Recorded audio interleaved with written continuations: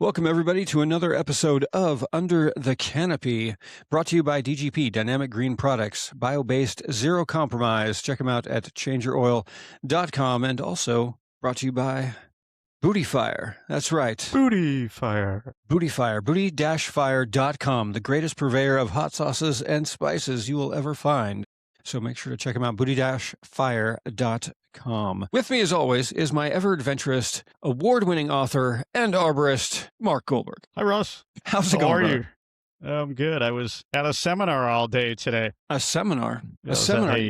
Was that for a seminar? Was that like a CE? Yeah, I got my CEUs for my arborist certification. I need 30 CEUs for every 3 years, and I got 5.5 CEUs today. Wildlife and Trees with the Western chapter of International Society of Arboriculture. A very good seminar for sure. It was actually pretty interesting. So is that, you said wildlife and trees, like wildlife, like the wildlife that is in trees, or just wildlife and trees? Yeah, wildlife pretty much in trees. So like, for instance, if you're pruning trees, removing trees, locating and understanding bird nests, Okay. wildlife in trees, should you prune the tree? Should you not prune the tree? Should you leave it for, when nesting season's over? So we covered stuff like that. It was really interesting.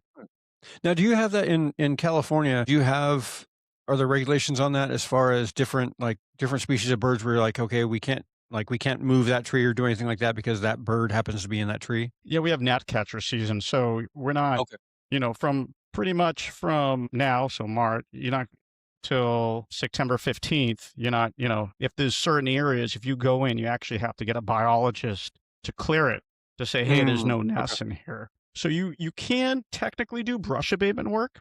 We'll say if I'm leaning on brush abatement, we're doing some brush abatement that's out of season. You can do it, but you need a biologist to clear it. So, but the best thing is to do it during, when the birds aren't nesting would be the best way. And then in tree care, it's very challenging. There's over 500 species of birds that come through California. So, and they all, it's not like, they're just, from like April, May, they're nesting. They're starting nesting, a couple months ago, some in January, and it pushes all the way into September. So that would make the tree pruning or tree removal season very, very, very short. That class was there to say, hey, yeah, you can prune during the year, and these are the things you need to look for, because the last thing you want to do is, take out a giant nest, and then, there's federal and state regulations that you're breaking.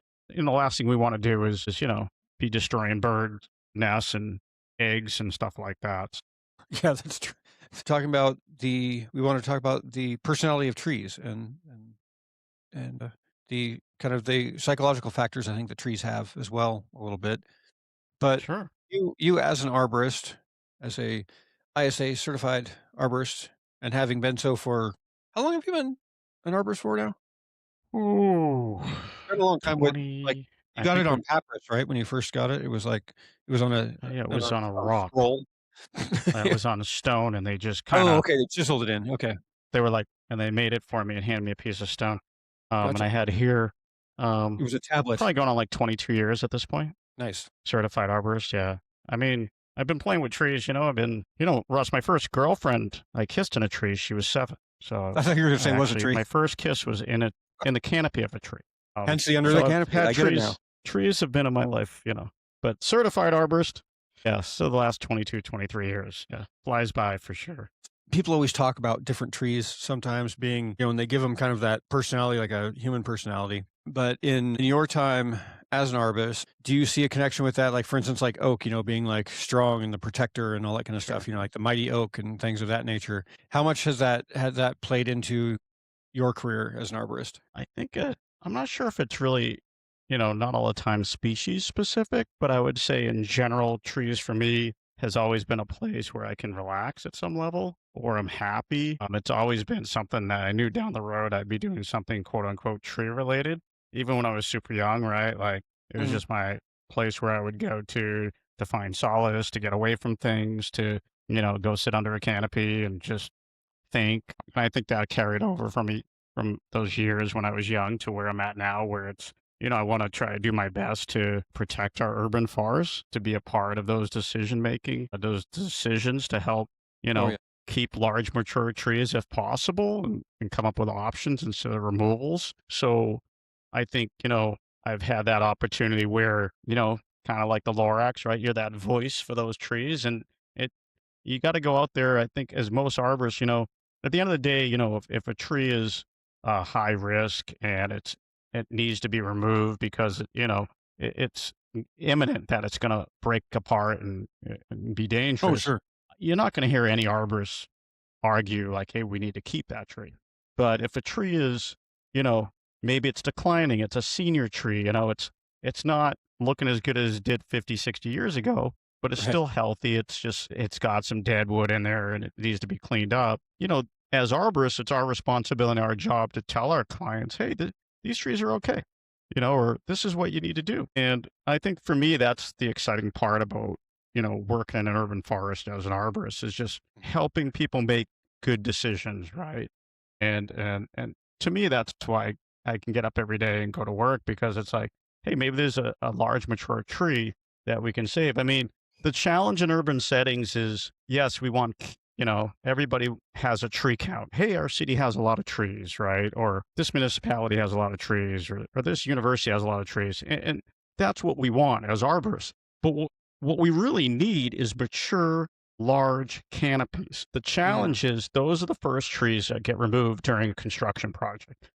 We'll plant 3 or 4 small ones. It's like, yeah, but that's not gonna do, that's not Yeah. really gonna do justice, right? So I think for me, can we come up with alternatives? Like, and you really got to get on the planning side of things. A lot of consulting arborists do a great job with that, getting in front of it and going, look, you guys want to build this building, let's try to keep these mature trees. So when you build this building, aesthetically, we can take advantage of these giant canopies because, if it takes a tree 60, 70, 80 years to get up there, some older trees, you just don't want to wipe them out. I mean, I know some folks do, and that's your thing and whatever. But for Sure. me, it's like, how can we keep these large canopies? 'Cause that's the problem in urban settings right now is, yes, we are planting more trees, but they're small trees and we're removing Right. Yeah. large There's trees. no shade going on. There's nothing. It's little No. spindly guys. Yeah, and Which that's I the mean, don't get challenge. me And wrong, urban like, a tree is a tree, great that I'd rather have a tree, of some sort than nothing, but like you said, it's a long time before you really see the benefits of that. Yeah, there's what's that old saying where it's like if you plant a tree today, you're not doing it for yourself, you're doing it for the next generation, right? So in 30, 40 years, someone will Yeah. look back, go, hey, thanks, arborist from 2024, 2026, right? That who planted that. In 30 years from now, someone's gonna be like, oh, that was a great idea, right? It was some Exactly, yeah. arborist from, Yeah, from, there's a you know, what is that saying about some of the greatest I think it's some of the greatest men are those who plant trees, the shade of which they will never enjoy. yeah, there you go. Well said. Yeah, Yeah. 100%, right? Like, we're not going to see them when we plant a tree. We're not going to really, it's going to be, our kids or our kids' kids enjoying them, which, that's a legacy. I think most arborists, that's a legacy I would like to continue and leave Yep. behind where it's like, hey, I did my best, at the end of the Sure. day. I try to save Yeah. as many trees as possible. Try to keep, especially in urban settings is Well, if you go, in the urban setting, with that, how far out what's your planning cycle like as far as I mean, realistically, I mean, sure, you have, like, that long range or like you were saying, your grandkids and that type of thing, but I mean, like, in your immediate plans when you're looking at stuff, are you planning out 10 years? Is it 15? Is it 5? Like, what's kinda your I mean, obvious you probably have some steps there, in between steps, but kinda what's the far out goal about the farthest out that you're really looking when you're planning stuff out that way? well, I think, well, for me, like where I'm at now is we're looking at if we plant this tree, how many should we plant here? Because you are going to lose one or two. So say the goal is, for instance, we got an area where it can probably handle, maybe at the end growth, this canopy is going to get 40, 50 feet wide, right? Well, if you put 4 or 5 trees in that area, they're all going to grow into each other, right? So it's really Right, spacing is sure. vital. And then if once you figure out the spacing, obviously the irrigation, well, what type of species you're going to put in, which controls the spacing, and then the irrigation, the water situation, figure all that part of it out. Figure out where the sidewalks are going to be, right? Where they are, driveways, walkways, all that stuff. You know, you're not going to put a flowering tree in that's next to a walkway. Out here, we got African Bradford pears? sumacs. The pear trees we spoke about last week, the African sumacs out here in Southern California, Oh, the people sumacs, love to yeah. use those as street trees, and they don't just put out flowers to the point where, it's like you're in the middle of a bee's nest, which I'm a big fan of bees, but not really good over a sidewalk. And the roots of a roost species, RHUS, roost species, African sumac, they destroy sidewalks. So it's like, I don't know, you can get me on a tangent on a disconnect on, the landscape architect, because we really do need to reach out to the folks that are planting the trees, the nursery folks, the landscapers who've landscaped, their whole life or 20 years. They know how trees grow in certain areas. Those are the folks we want to reach out to if we're landscape designers, right? Yeah. Well, yeah. A Yeah. lot of that needs to happen because what happened, and then also in an urban setting, I'm going everywhere on this one, but also in an urban setting, you are going to lose trees. No matter what you do, the trees, maybe it didn't take enough of the girdled roots off before you planted it. Maybe there was, someone took the tree. I see this unfortunately all the time where you come to work and the tree, you have a newly planted tree and it's on the ground. Someone ripped it up for some Yeah. weird reason, right? There's vandalism, the storm. So you do want to overplant at some level, but you don't at the same time. And I think that's the biggest challenge when you do a planting because you have too many big trees, or trees that are going to get large canopies and they all do good. Sometimes you got to go in there and remove one, you know? Well, yeah, that was going to be my question I was going to ask you just now is that is that something you ever have planned for where you're like, okay, we're going to plant 5 knowing we're going to remove 2. It's just a matter of which ones thrive scenario? Yeah. I mean, that's what I'm doing now. We're working on trees now that in certain areas that were just planted a year or two ago where we lost a bunch of trees. We had a big storm here in Southern California. We lost 8 out of the 10 trees we planted, and it Oh, was well. just all wind damage. And, are you going to plant some large trees and then some small, medium trees? Or there's actually areas, Russ, where we have very large trees and they're declining. And what we'll Mhm. do is we'll go, and this is not what a working arborist in the field wants to hear is, but we'll go in and plant trees underneath it. So when we do remove that large tree, we are already ahead of it, right? The problem Gotcha. is Yeah. now you're removing a tree over trees you just planted. So it becomes a lot more work than if it was an open space, right? But there's areas I where I've we heard will of put trees down. planned obsolescence for, appliances and things as they talk about these days, but and cell phones, of course, but I hadn't really thought about planned obsolescence for trees. I mean, it makes sense in certain applications, of course, but yeah, that is interesting how you would plan that out. Well, it's a lot of it too. Sometimes it's just trial and error. You learn what doesn't work, and some trees, look. Sometimes you go to a nursery and there's a tree that everybody's planting, right? And Oh, yeah. just and then it's available, and then 5 years, 10 years later, you realize, man, that thing doesn't do that well. Um, but it was the most available, or that was the tree that was supposed to work. We'll say that was going to be the new tree, right? So, and you also got to factor in now things are warmer, and people can say global warming, or people can say, whatever they want to say, right?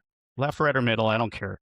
But things are warmer now, and you have to factor in trees that are more pliable than what was planted in the past because the reflective heat is more intense. The summers are hotter, things are drier. So what type of trees can handle, less water? What trees can handle more reflective heat?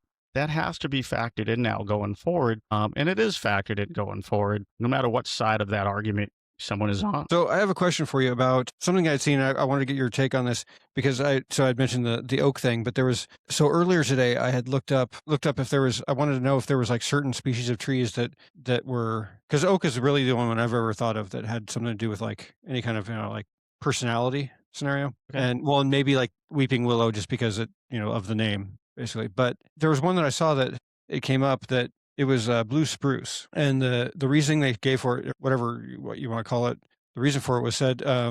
Let's see, where's my note here? I've got it down so I could make sure I had it correct. Known to be cute when young, but grows into an aggressive, dominant presence that pushes out neighbors. I thought that was like a really interesting, It's a real interesting definition. yeah, especially like the whole known to be cute when young. I mean, it was like almost talking as if it was a person. Yeah, yeah. So Yeah, yeah, I I think thought that one was trees, interesting. I agree. I think at some level, right? Each tree has its, right? They have, I would say, a personality, right? At some level, right? The way, if you look at the way they move in the wind, right? the noise they make when their leaves, get blown around.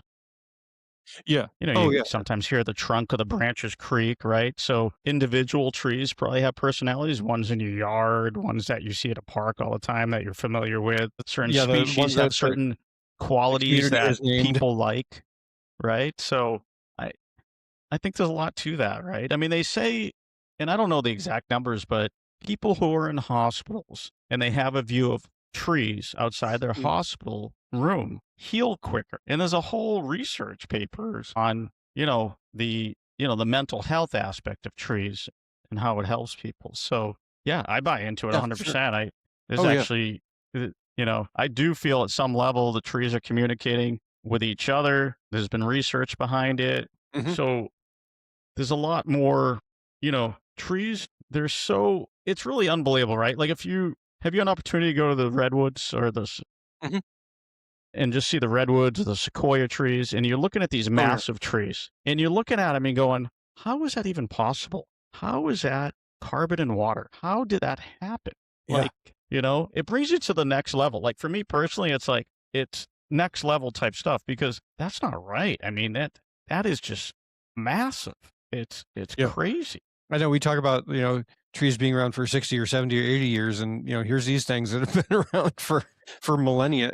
Yeah, right? Yeah, you're a 400-year-old tree, like, it's craziness. Yeah. It's you can't, yeah, you can't fathom, and that's the thing, like, the amount, like, especially in the Northwest, there's areas, that I've hiked around in the Northwest where often I would think to myself, because I would go just, cross country hiking where I'm not on a trail or anything. I just kind of pick a general route that I wanted to go and just kinda head off through the woods, and there were many times where I'd sit on a rock, underneath a tree to take a break, and I'd be sitting there, I'm like, "This tree is big enough to where it's been here for a few hundred years," like, in the old growth forest areas and stuff, and I'm like, what are the odds that somebody else used this exact spot? Because obviously this rock has not moved in the last few hundred years either, Yeah.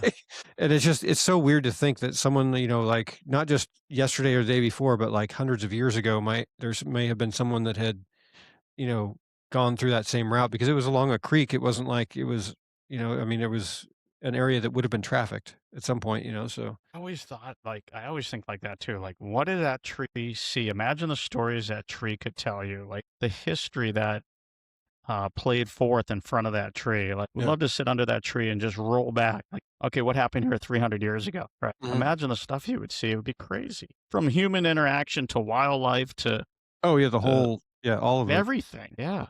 It'd be awesome. Yeah. It's pretty crazy. It'd be a documentary that wouldn't be able to see if we started it, unfortunately. Yeah, we could start it, but we're not gonna see it, but that would be someone would appreciate it in 100 years or so. Just like the shade, just like the shade.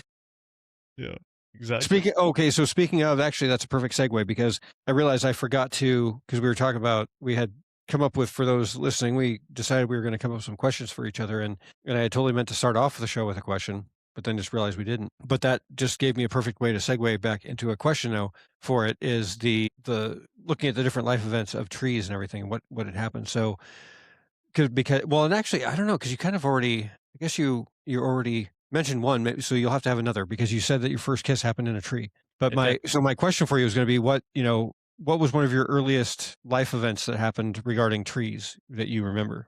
But you can't use that one. Besides yeah, besides that, that was like, That wow, was a good one too, though. that was a good one.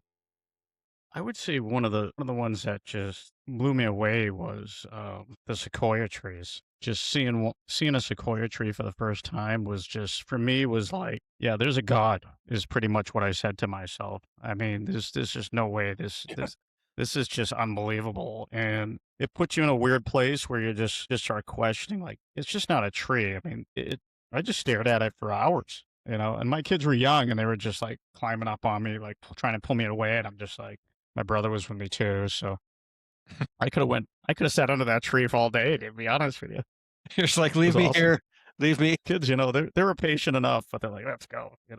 Because I don't know if I ever told you this, but um, after my first marriage, for like 9 years in a row, my brother and I would take my kids on a summer vacation every year. It was always a tree theme. Like we had to do something tree related. That was my thing. We do something Oh, with the gotcha. Okay. kids, Yeah, yeah. But there was always something where it's like, hey, dad's got to look at a tree, right? Or we're going to go to this area where there's trees. The sequoia was one theme one year. So yeah, we always had a tree theme on vacation for like 9 years. It was pretty cool. That's pretty cool. I like that. That's a good one. I think that's a if you're gonna have a tradition, then having nature as a part of it is a good way to go. It was cool. It was, and they were young. So it was like, it's easy when the kids are young, right? You can just throw them all in the car and go, right? Or fly them away and then, right? But now I have all teenagers. So it's like herding cats. It's like, good luck. I'll see you guys in a couple of weeks, right? Or someone, all of a sudden someone pops up and says hi to Pops. But, I don't Right. take it personally. I know and that's what you want, right? At the end of the day, you want to raise Yeah. kids that become adults that go out on their own, right? They don't need, Yeah, you want the that level of mom and dad, independence for right? sure. Grandpa anymore. They move on. They're independent, right? So, Mhm. but at the same time, you're like, where is everybody? I've done my job and now I'm lonely. Yeah. So That's awesome. pretty funny. Hey, I had a good question for you. Yeah, go for it. Not tree related though, but it boils down to fuel prices that we're all dealing with right now. Okay. Lowest gas price you've seen in your lifetime. So we're going to go back to when you were a kid, right? What is the lowest price you remember up on that mobile sign or Shell sign or Citgo, whatever fuel station? What do you recall? You want me to give you my amount or you want to go first? I'll go first. Okay. The one so I don't remember anything from when I was like little. I think just because I didn't really might not really have cared to, like Yeah, what yeah, it yeah. was kind of thing. But I do remember when I was the lowest I could ever remember actually like focusing on where I remember it completely remember it was 69 cents a gallon. Oh, wow. And that's when I was in high school and Okay. when I was filling up my car because I Yeah. remember I had a car that my car had like a 10-gallon tank. And so I filled up Okay. for, less than $7 basically. That's for, awesome. Officially jealous. for my tank. So, because I was like trying to figure out because the only reason I remember is because I was trying to figure out I wanted to get something to eat, and so I was like, do I have enough money to can I fill up my tank or just get just like a little bit and then I have the amount to eat or whatever. So I was Yeah. focused on like what the price of gas was at the time. So yeah, 69 cents was the lowest. That's awesome. I was And then, of working course, at I a remember, like, years later, driving across the country from North Carolina, it kept getting when I got out of the military, it kept getting more and more expensive as I got to the West Coast. Yeah, there you go, right? It was more than 69 cents for Yeah. sure, but yeah. Yeah, 69 cents. What about you? 87 cents is what I remember. And that was probably somewhere in the 90s, probably. No, no, late 80s, before 1990, because I was probably in high school. Yeah, And I this one remember it was, was like, early 80, 90s for me. okay, yeah, so 87 cents. And then I remember my dad would go get a cup of coffee at the gas station and come out and say, Mark, it's 89 cents for coffee. I mean, no, it's 89 cents for coffee was more than gas, is Yeah, what he was yes. getting to, right? And I'm like, I don't know. I don't make the prices, but it was like mind blowing, right? Like, and plus now if you think of it, coffee, 89 cents, like, man, I can't Yeah, it imagine, flip-flopped the other way around. Yeah, yeah, it's how everything's changed too, right? But yeah, gas was less than coffee. that's great. What is your price for gas right now? Okay, so I fueled up yesterday here in San Diego, California, $5.79 per gallon. Wow. And I'll just say I have a large vehicle that has a 26-gallon tank. No. And it was, yeah, it was brutal, dude. I might have to get a second job. Wow. So So, my I van's mean, got to go, but I love my van, so were I'm you in just kind the of stuck. were you in the triple digits for that fill up then? It Like, was, was your tank low enough to where you hit that over 20-gallon scenario? yeah, it was, just say I dropped around 135 bucks. It wasn't, and I'm getting Wow. like 18 miles a gallon in that bad boy. So I love my Chevy van. So that's all I'm saying. So Right. look, you know what? This is the crazy thing. When I was on the private sector, I had Priuses. I drove all over the San Diego County, all over through San Diego, had a Prius, Mhm. and I didn't look, respectfully to my jobs. Part of the gig was, I'm driving to jobs, I'm doing bids, I'm meeting with clients. You get the Prius, you get the gas card, right? Yeah. You get in the insurance. Yeah. I'm not on that side of things anymore. So you can definitely feel it. And then a lot of people don't have you know, a job where it includes a vehicle and a gas cards. And more people to this day that's not as popular either. Yeah, it hurts. Yeah, you got to enjoy life. Life's too short. Mhm. So you got to, you gotta, enjoy family, enjoy friends, enjoy your job, which should be your career. And if you don't, go find a career that you like. We only got one chance at this thing, so Oh yeah, go absolutely. nuts, go fail. I tell all my kids, go fail, but just get up. Don't quit trying. Hmm. Just keep pushing forward, and that's where you're gonna really find true success, right? I lost track how many times I fell over, but you just keep getting up. If you're chasing what you love, man, that's just part of the process. Yeah. Well, that's the thing. If you're doing it for the love of the chase, then the failure actually, like, you kind of look forward to it because you know that you're getting somewhere if you do it right. Yeah. If you have that failure, you're like, okay, cool. Like I tried that, didn't work, so now we move to this Well, side and we do it. Like, what's yeah, 100%. What's next? I'm not gonna do that again. I'm gonna go in this direction, or I'm gonna try this, or you I know, those no's get you close to that yes, right? That old Mhm. sales, comment, right? Don't take those no's as yeses. Eventually someone's gonna say yes, but the no's push you in the right direction. When I first published my book, I was like, I was getting some no's, like no, like I was trying to get on some shelves retail wise, and Mm. I, but it pointed me in a direction where, yeah, this isn't the avenue where I need to push my book. It's just not my audience. Yeah, my book is an arborist point of view from under the canopy, and it's about trees, but it's not a tree book. It's a book written because of trees, right? So I really needed to go down the poem section. I needed to go down Mm. love Yeah. poems and the stuff that I talk about in my book. And I've had more success, when I do book fairs, that's where I'm going. That's where the book kind of pushed me towards, was that direction, right? Because if someone picks my book up and think they're going to, about the science of trees and how they grow, well, I appreciate that, but that's not, this isn't the book for you, you know what I'm saying? Right. So, and then we need those books. Like, there's great books out there about trees and science of trees, but that's not what my book's about. But I think, a lot of people write books based on, what they enjoy and what they're passionate about. And so for me, it was like, yeah, it was trees, but it's a different direction. So it's just understanding those no's weren't, I took those no's as, oh, okay, I'm just in the wrong, ar- I just got to get to the right arena to my right audience. And I didn't take those no's as, man, I took them as, oh, they're guides. They're not barricades. They just kind of redirecting me on where I need to be. And Yeah. I think that's true with anything. When you have a career, you're working and it's just not feeling it. As the kids say, you're not vibing anymore. And it's, you're Right. not, something's off, but your ego gets in there and you're like, oh man, I got to get it. I got to work here. And this is the place. It's like, no, I mean, look, we all know when, you know, I brought this up the other day to somebody, but it was really interesting because it's like, there's nothing wrong with being at a job or career for 25, 30 years. Some Sure. people work one job their whole life, and I commend that. There's nothing wrong Yeah. with that. Some folks leave every 6 months to 2 years. They're on their search, right? Their quest, or they need different challenges, right? Or they're not sure where they're headed, right? But there's nothing wrong with either. You just want to keep learning and pushing yourself forward. And there's some places where you can stay there and you can grow and flourish at one job.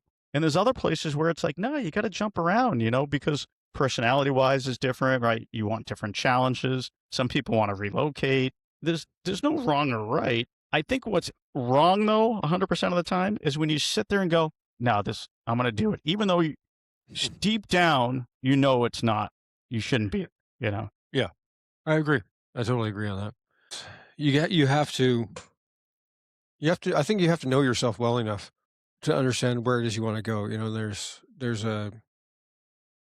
think there's a difference between job hopping just because you're just shuffling aimlessly, and then hopping because you're of different. If you're making moves because it's to an end goal, then it makes sense. But if you're just doing it just because, that it's like the people you run into where every time you see them, they're doing another job, and it has nothing to do with them actually having a focus. It's just because there's always, it's like, oh, the boss sucked at that one, or oh, my coworker, or oh, the hours, or there's always like Yeah, some other reason, rather than, well, I took that because it was less pay, but it was going to give me education in this spot that I needed sure. for this other thing. Yeah.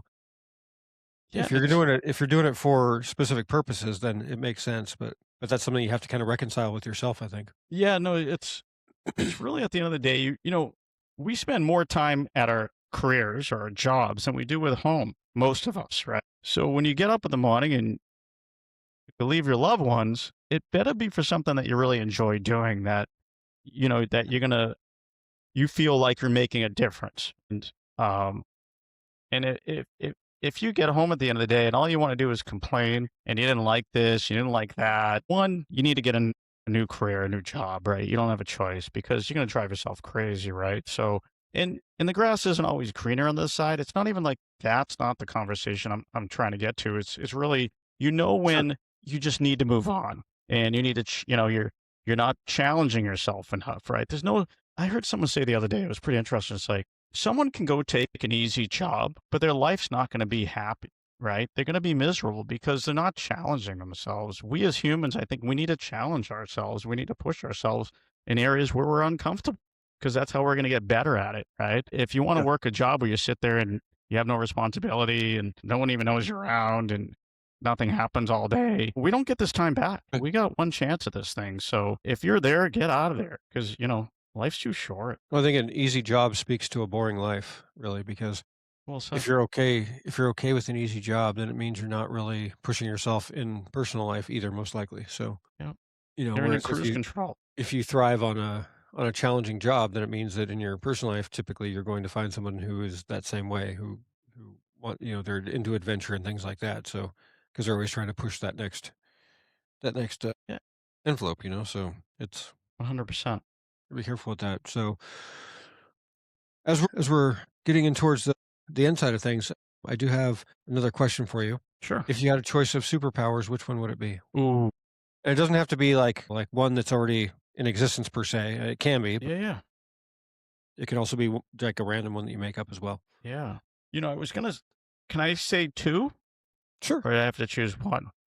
Uh, it's it's your show. It's your show as much as it is mine. So you get to make the rules the same way. I would say the one I would like would be I would like to be able to talk to a tree because I believe trees communicate. Okay. So at some level, trees are communicating with each other. I would like to jump in those conversations and talk to a tree, especially when we're just talking about the history, what a tree saw. If I could see Right. what a tree saw, if we could all play that, we could watch that like in a movie. That would be cool. That would be a superpower that I would like. Just because I really love the I don't think history I of would want things. to. With that one though, I would be worried that I would be like somehow like tapping a thing where suddenly I could hear everything. So then like you'd walk outside and all you hear is just this blah blah blah blah blah from Like every tree. we'd have to be able to shut it off somehow. Yeah. You know what I'm Or saying? like if I look at a tree and I go, "I wanna talk to you," then that's the cue, but otherwise everybody Yeah. else is But all the other trees are listening.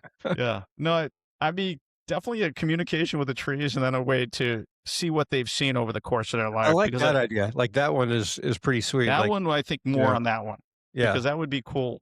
Because what I really dig is when you see before and after photos from like, we'll just say, don't have to go back too far, like 1945, and then a city 50 years later, and you see the picture and what Oh, it yeah. used to be. And, there's a funny, so La Jolla Farms Road in La Jolla, California, there's a picture from like the late 1800s, early 1900s.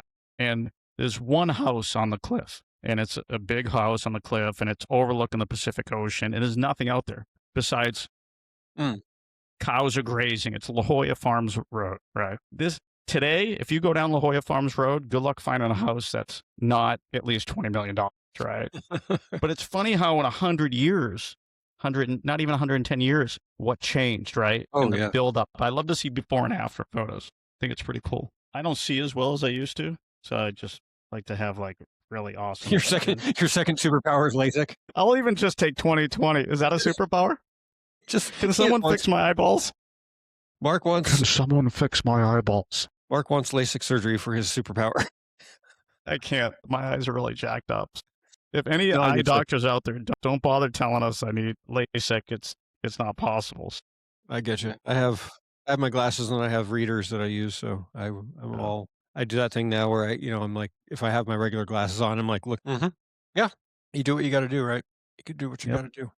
So we gotta wind things up here. We're almost All up right. on an hour here, but, you got anything else for us? Speaking of your book, do you have a little nugget of information to share from us? Yeah. Let For me our Should I look for a quote today? Bookware, yeah, I gotta get a quote from Mark. And while you're doing that, I will, as always, remind folks about our sponsors. We have DGP, that's right, Dynamic Green Products. I got the shirt on right here, and if I get far enough up into the frame, Do It Best stores. That's right, you can find them at Do It Best stores, Amazon. You can go to DGP works.com and or changeyourOil.com. That's the easier one to remember, changeyourOil.com. And if you're buying by the case there, you can get it in bulk. But please do remember, once you go to the shopping cart, if you scroll down a little bit, you'll see a button to get a direct quote. You want to get that because that gives you the best price, both on the product and the shipping and everything else like that. So hit that direct quote button and it will give you a direct quote pricing versus just the regular price you see on there. So do that for you. And then we have, that's right, Bootyfire. Bootyfire.com. He does it so much better than I do.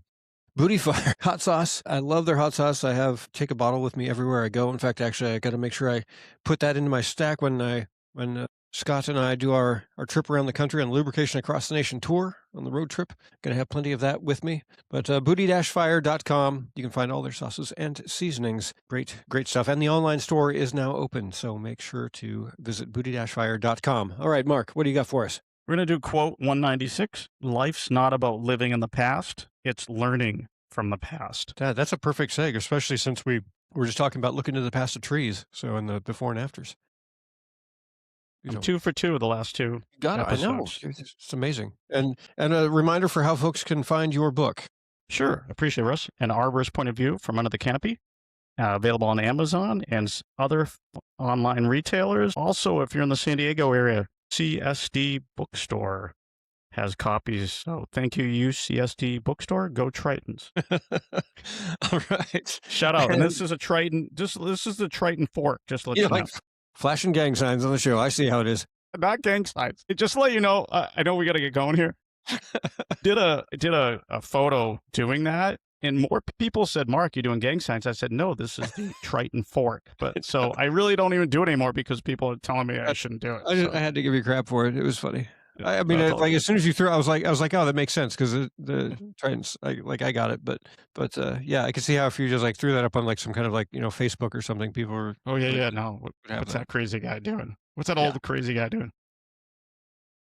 Well, thank you, Mark, for your time and expertise in everything that we do here on Under the Canopy. Appreciate it. And looking forward to the next one always, as of course. 100%, Russ. Thanks. That was fun. And looking forward to next week. We got, I believe, Miguel Salazar is going to be on next week. Yes, Miguel Salazar, part of the Arboleros over there on the West Coast. So looking forward to that one and giving a chat about what he's got going on. And yeah, that should be an interesting show. So looking forward to that. Make sure you guys stay tuned for that one next week. But as always, if you are just coming onto our show, you can also find all of the other episodes on YouTube, on the Dynamic Green Products YouTube channel, and also on all the streaming places. So make sure you do the whole like, click, subscribe, comment, whatever the kids are doing these days to, get the vibe.